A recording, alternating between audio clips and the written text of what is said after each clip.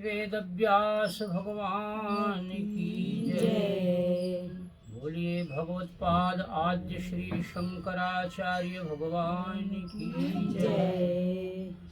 बोलिए भक्त प्रवर श्री तुलसीदास जी महाराज की जय।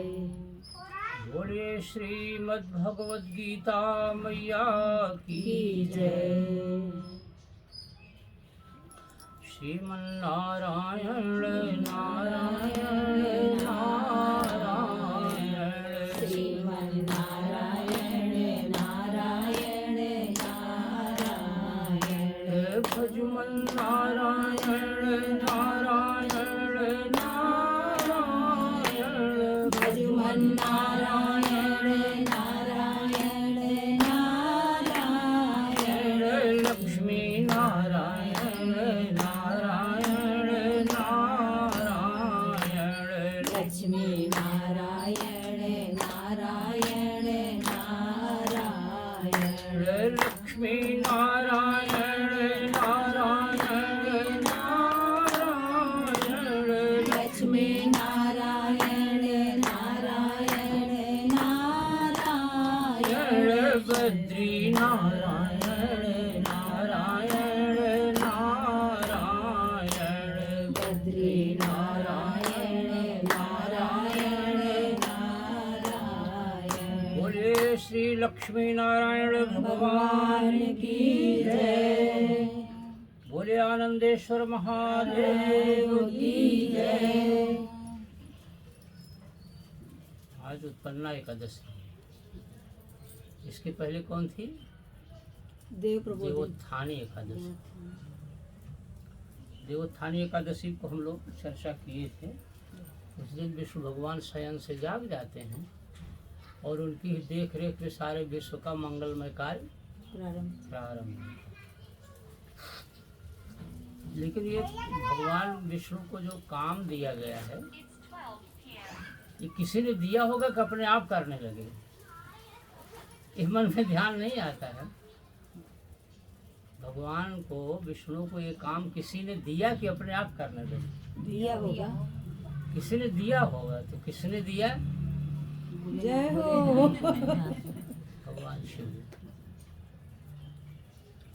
हम लोगों की परंपरा में भगवान शिव ये आदि महादेव है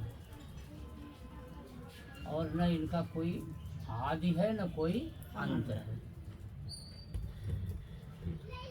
और यह फिर ये सोचते हैं क्योंकि इनके हृदय में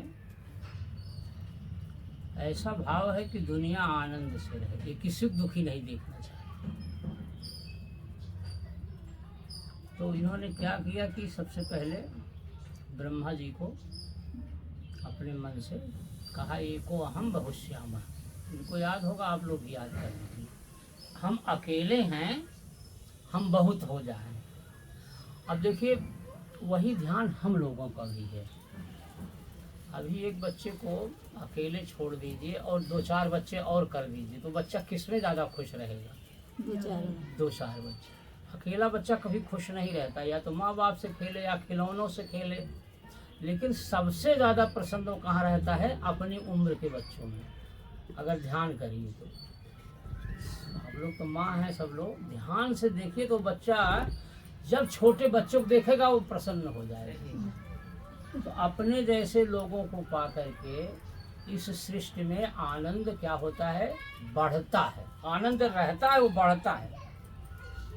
अब भगवान ने कहा क्या करें, एको हम बहुश्यामा। उन्होंने कल्पना किया और निर्माण करना शुरू कर दिया। निर्माण करने में सबसे पहले सोचा कि उत्पन्न कौन करेगा, तो ब्रह्मा को मानस पुत्र बना लिया। तो ब्रह्मा ने उत्पत्ति का काम शुरू कर दिया। फिर जब उत्पत्ति हो गई तो पालन का काम कौन करेगा, तो उन्होंने विष्णु की संकल्पना कर ली। फिर जब ऐसे उत्पन्न होते जाएंगे और फिर बढ़ते जाएंगे तो फिर से वो रिसाइकिल कैसे होगा? बात समझ रहे हैं ना? फिर से उसका पुनर्गठन कैसे होगा? तो उन्होंने महेश का, महेश माने शंकर, तो अब क्या हुआ, शिव और शंकर में अंतर समझ में आ रहा है। शिव तो आदि देव हैं और शंकर उन्हीं के मानस पुत्र हैं। तो ये चीज समझ में आई। तो शिव क्या, शंकर क्या करते हैं, वो किसी चीज को समेटते हैं, संतुलन बनता है, हैं? संतुलन बनता है। संतुलन बनता है। संहार शब्द थोड़ा सा लगता है जैसे कि दुखकारी है, प्रलय है, विनाश है, ये सब दुखकारी हैं। लेकिन हम लोग घरों में क्या करते हैं, घर में आप जब लोग रोटी बनाना शुरू करती हैं तो कभी अंत भी तो करती हैं। अंत कैसे करते हैं उसका, आटा ना खत्म हुआ, मान लो आटा बढ़ गया, तब कैसे खत्म करोगे, कुछ तो करते हो आप लोग, कुछ नहीं जितने करते लोग होते हैं उनके हिसाब से बनता है। हैं।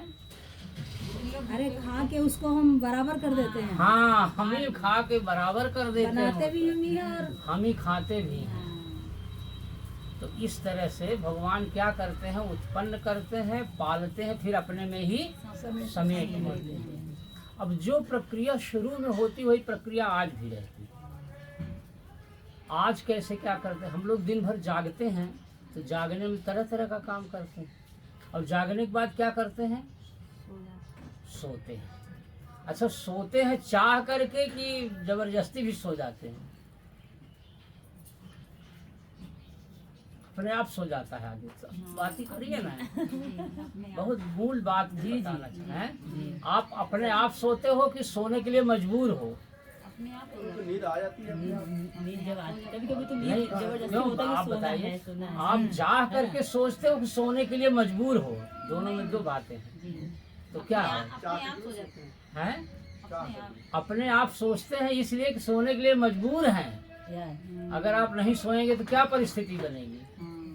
अगर कोई चाह ले कि नहीं हम नहीं सोएंगे तो वो मजबूर है कि नहीं सोने के लिए। भोजन हम क्यों करते हैं, भोजन हम इसलिए करते हैं, भोजन नहीं करेंगे तो हम अस्वस्थ हो जाएंगे और एक दिन हमारा असमय ही शरीर चला जाएगा। तो हम भोजन किसके लिए करते हैं, भोजन हमारी अति जरूरत है।